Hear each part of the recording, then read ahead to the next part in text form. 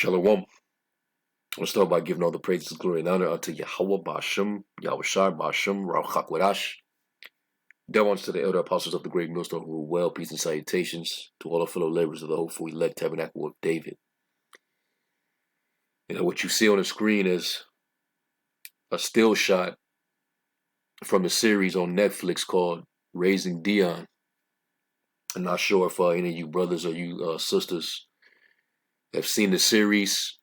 I think it's a pretty interesting series. I've been having to catch it, when I'm free. And when we watch these shows, we don't watch it just to get entertained. We watch it with a spiritual eye. A lot of things are spiritual. And I happen to see certain things in this particular series that I thought was spiritual. I thought this still shot was the perfect shot because that's what I want to go into is these two characters, which the one on the right is the main character, Dion Warren. It was a young Jake that, had spiritual powers passed down to him from his father. His father was deceased. I believe it was played by, the character was played by Michael B. Jordan. And you see it in the first season. All right, he inherited powers. He had, spiritual abilities. And we know that's, Jake, man. Jake is the prince of the power, man. Yashar Allah. All right. And, he's a, decent kid, fun going and whatnot. And with the power that he has, he wants to defeat, villains. He wants to defeat evil as a so-called young superhero. Now, you have villains that also are consumed with the same type of powers. And if you're familiar with the series, it's this big dark cloud that's responsible for possessing people with those powers. And is known as the crooked man, they call him. Or it's this crooked energy. And, he possesses people and give them powers on the left-hand side. And Dion, he has power, but he represents it on the right side. So dealing with season 2, that's what the latest season that's been posted. The kid that you see on the left, his name is Braden Mills. And he was actually he was in the first season, but he became a villain in the second season. And he was orphaned, when his father had passed and his mother also passed, and then his auntie also passed. But before his father passed, his father had powers and he gave it to his son. Which goes to show you right there that, the blessings always come from the father. In this society, they try to get rid of the father and his importance in the household. But let me get a quick precept real quick. Let me go to Sirach, the 3rd chapter. In Sirach 3 in verse 9, and it says, "For the blessing of the father establisheth the houses of children, but the curse of the mother rooteth out foundation." So the blessings always come from the father because he's connected to the Most High, the Father of spirits. We know that the case with Isaac, when he blessed Jacob and he also blessed Esau. And what did he bless Jacob with? He blessed him with, the dew of heaven, the fatness of the earth. He was blessed with the servitude of his brother. Esau was going to basically serve him according to Genesis, the 25th chapter. It was already appointed that the elder child is going to serve the younger child, in which Esau happened to come out first. So that was in the blessing. The spirit was on Isaac to remember, all right, that was going to happen. The angel gave that insight to Rebecca, because they inquired about when they were both in the womb. And it was said that the elder shall serve the younger. So that's also recorded in the blessing when you read Genesis, the 27th chapter. All right. And the Lord pretty much rejected Esau, bypassed him, and gave that inheritance to Jacob because that was the election. When you go to Romans, the 9th chapter, and this is what Apostle Paul was describing. Let's go to Romans 9 and 11. Romans 9 verse 11, it says, "For the children being not yet born, neither having done any good or evil, that the purpose of the Most High according to election might stand, not of works, but of him that calleth. It was said unto her, the elder shall serve the younger. As it is written, Jacob have I loved, but Esau have I hated." All right. So the Lord pretty much rejected Esau and chose Jacob. All right. So when you read where it says in that same chapter that neither because they are the seed of Abraham are they all children, but in Isaac shall thy seed be called. It was talking about how Jacob was going to basically be the inheritor of that promise, going back to his father Isaac, going back to his father Abraham. All right. So, it was interesting because you see Dion, who's the Jake, the Israelite, and then Braden is the Edomite, the Edomite kid that you see on the left. He inherited power from his father, and his father had the power to, I guess, plant and do things like that. But he ended up developing the power of telepathy. You see? So with his power, he's able to control people's minds. He can get into people's heads and manipulate them, have them seeing things, that's not really there. He had the power of control and manipulation. That sounds just like the powers that be today. Do they not have the power to control and manipulate the minds of the masses with their mainstream media, with their enchantments, their spells? The scriptures say, "Deliver me from the strange children, and whose right hand is in the right hand of falsehood, deception." All right. So in this season, this second season, Braden, he becomes the antagonist, and basically the power that overtook him from the crooked energy, the crooked man. He wants to destroy Dion because Dion has the strongest of the power. Right. So he's using this Edomite child to get to Dion, to get close to him. They became friends, but he didn't understand at first when he came over to, I believe they're in Georgia or something like that. Yeah, they in Georgia, Atlanta, if I'm not mistaken. And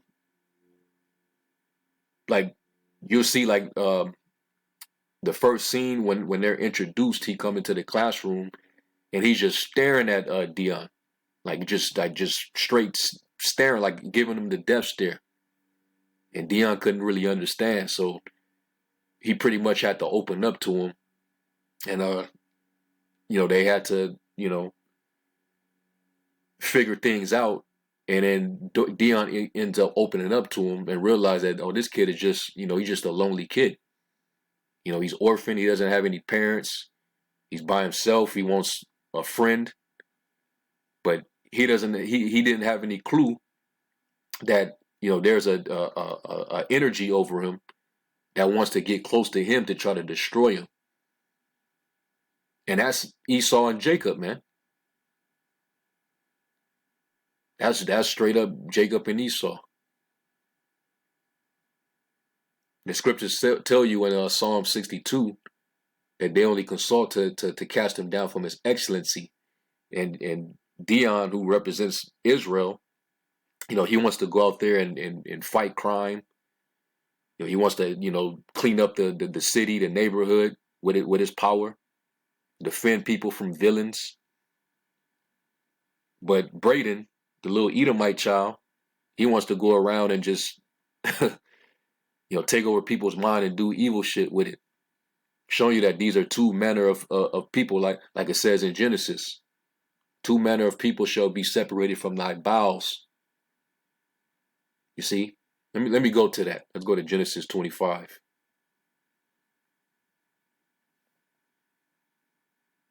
Genesis 25 and 23, it says, And the Lord said unto her, Two nations are in thy womb, and two manner of people shall be separated from thy bowels, and the one people shall be stronger than the other people, and the elder shall serve the younger. All right? Two mannered people is going to be separated. They're going to have two different natures about themselves. The one is going to be the vessel of righteousness and honor, and the other is going to be the vessel of wickedness, dishonor. So I think it's spiritual how they have it in this series, man. Where they got the Jake playing the superhero, the protagonist, and then you got the Edomite. He has power on the left hand side. He's the villain. And then when they get cool and they both discover that they both got powers, and then, Braden basically tells Dion, I got the power of telepathy. I can get in your head. And he would get into Dion's head, and Dion would tell him to stop getting in his head. I don't want to do these things that you're doing. I don't want to hurt people. I want to, save the neighborhood. So he was, Braden, when he got cool and close with Dion, he was trying to corrupt Dion. And that reminds me of was that Proverbs 12 and 26? Because when you get close to these devils, you will get defiled with their sins, man. And Dion got tired of it, man.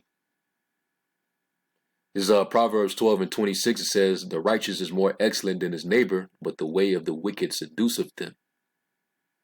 And that's what Braden was trying to do with Dion to destroy him, to cast him down from his excellency, trying to turn him into a villain. That's so like an Edomite. And that's what Esau does. Turned Jacob into a villain against his own maker, to rebel against the Most High and do what is wicked. It's going back to that serpent, all right, who was envious, man. Let me get that in Wisdom of Solomon, the 2nd chapter.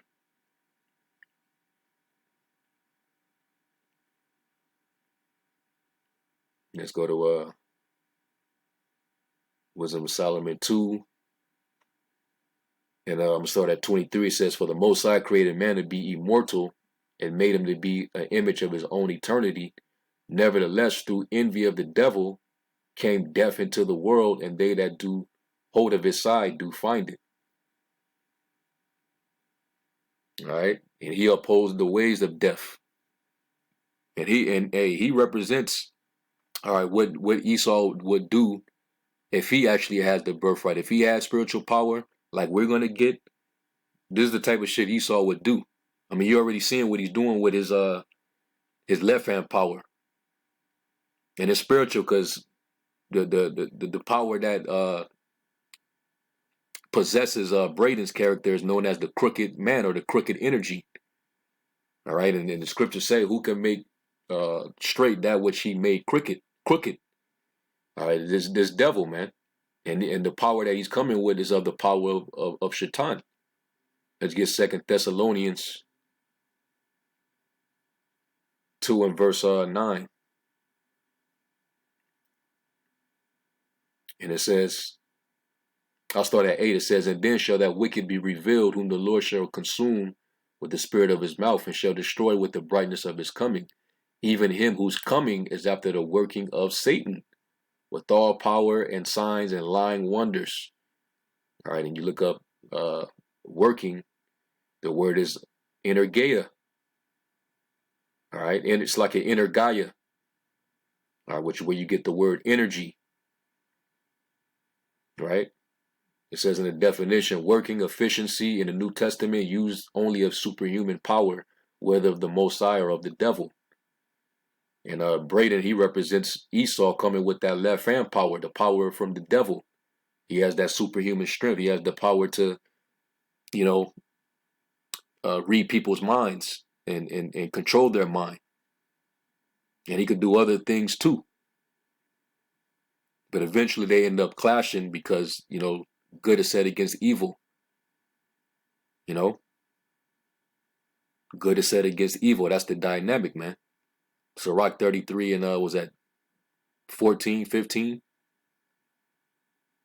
So as the sinner against the godly and the godly against the sinner. Jacob versus Esau, Cain versus Abel. So, there's when you look at it from a spiritual aspect of it, it's pretty interesting, man. All right. And hey, right here, this still shot, Dion is actually arguing with him and telling him, I don't want to do this stuff. Quit getting into my head. Stop trying to basically corrupt me. You want to turn people against each other, have people fighting and doing all this crazy stuff. That's not what I do with my power. That's basically what he's talking to him about. These two young kids. So, pretty interesting, man. And I'd recommend for y'all to, catch this series if you haven't. I'm pretty sure a lot of y'all probably have. Y'all seen the first season. Well, the second season is now available on Netflix. All right. And yeah, man, that's pretty much what I want to cover.